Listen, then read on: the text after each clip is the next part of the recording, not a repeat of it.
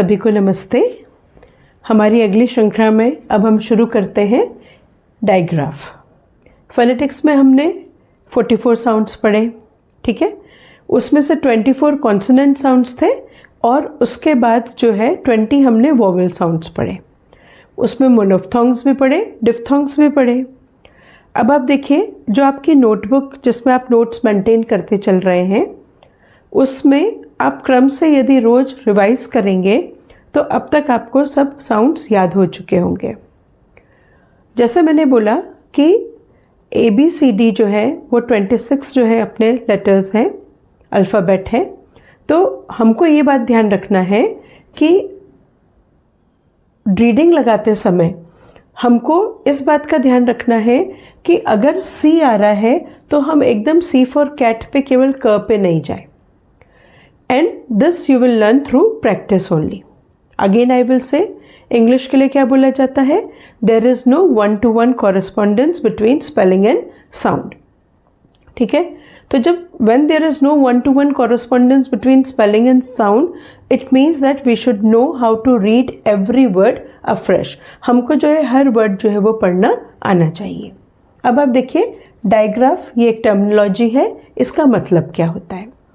Digraph का मतलब है two letters that are joined together to form a single sound or phoneme. यानी two letters, ये S और H, C और H, T और H, W और H, ये क्या हो रहे हैं? अल्फ़ाबेट के 2 लेटर्स हो रहे हैं, है ना। That are joined together, वो साथ साथ आ रहे हैं, they are joined together। पर कुल मिला के हम S से स पे नहीं जाएंगे, H से ह पे नहीं जाएंगे। Together they are forming one sound, ये दोनों साथ में आकर जो है एक साउंड बना रहे हैं। जैसे SH से जो है वो श साउंड आएगा। यहाँ पे मैंने आपको हिंदी में लिखा है श। आपके लिए एक होमवर्क है, आप इसका फोनेटिक सिंबल लिखिए यहाँ पे, ठीक है। This is a homework for you. SH ये श का साउंड दे रहा है, जैसे कि शी में और शैल में, शी में और शैल में।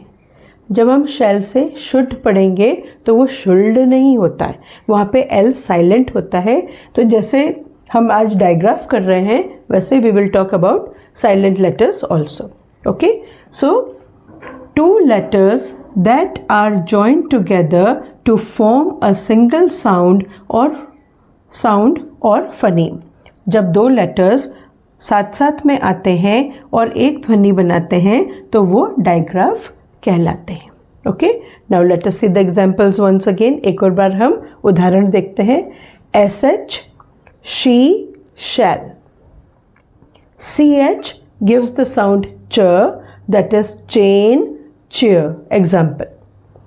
TH gives the sound th, thank, think। हमने T से और भी हम साउंड देखेंगे, पर TH से बन रहा है थ, जैसे कि थैंक में और थिंक में। फिर है WH से बन रहा है व, है ना। इसमें भी व का ह जो H है उसको ह उच्चारित नहीं करना है, इट इज़ ओनली व। सो दिस इज वॉट, और वाट नहीं बोलना है। Okay, it is not what, it is what, it is what. Then this is when, this is when. Okay, so for the time being आप इतना copy करिए। अभी ये है डायग्राफ के examples. Let us see some more examples of digraph. हम कुछ और उदाहरण डायग्राफ के देखते हैं। SH श, जैसे कि शॉप, श, शॉप। शेल, और यहाँ पे देखिए push, you know the meaning of push, push यानी धक्का देना। वॉश। तो देखिए SH से मिलके ये डायग्राफ कौन सी साउंड आ रही है? श साउंड आ रही है। नाउ CH कौन सा साउंड दे रहा है? च का साउंड दे रहा है, जैसे कि check, check.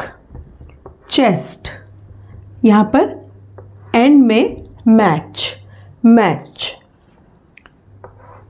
Catch, catch.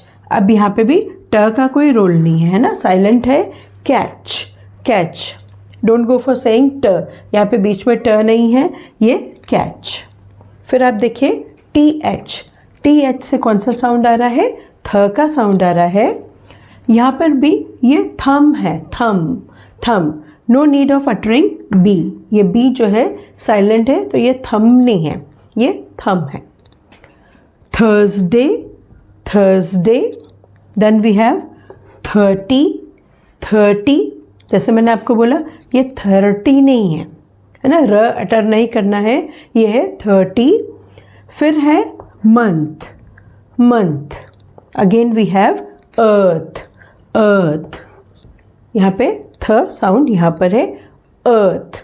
Okay, तो ये कुछ सिंपल एग्जाम्पल्स मैंने वो वाले लिए हैं जो ऑलरेडी हमारी वोकेबलरी में हैं, और अगर हम इनको गलत उच्चारित करते हैं तो आप इसका फोनेटिक ट्रांसक्रिप्शन देखिएगा, ये थम्ब नहीं है, ये थम है। Okay, so what I want to say कि जो भी आप रीडिंग में, जो भी हम धीरे धीरे आगे बढ़ते जा रहे हैं, आप उनको प्रैक्टिस करिए और इन वर्ड्स को आज के बाद कम से कम आप उन्हें करेक्ट प्रोनाउंस कीजिए। Okay, come on, copy some more examples. WH से साउंड आती है व की, जैसे कि वॉट में, वॉट है ना, it is not what, it is what, what is your name. Okay, what.